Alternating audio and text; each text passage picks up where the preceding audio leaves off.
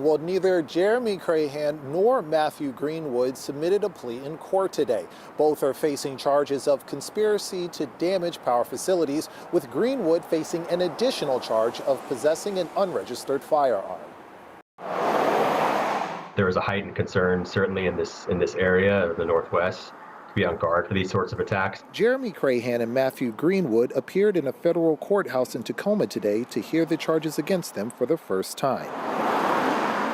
According to court documents, the motive was to cut power to burglarize businesses. U.S. Attorney Nick Brown says attacks on power stations are becoming more common in the region. We've seen it in some similar attacks here last year, also down in Oregon, some similar attacks, at least, at this stage. I don't know if there's any connection between any of those incidents, but to see an increase in those overall attacks, it has our attention.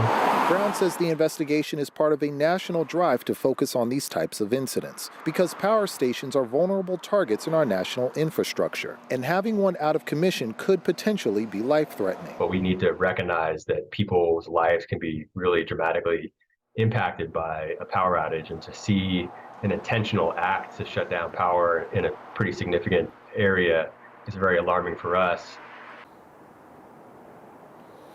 Now, the preliminary hearings for both Crahan and Greenwood is scheduled for January 17th. The charge of conspiracy to damage power facilities carries a maximum sentence of 20 years in prison and a fine of $250,000 if convicted.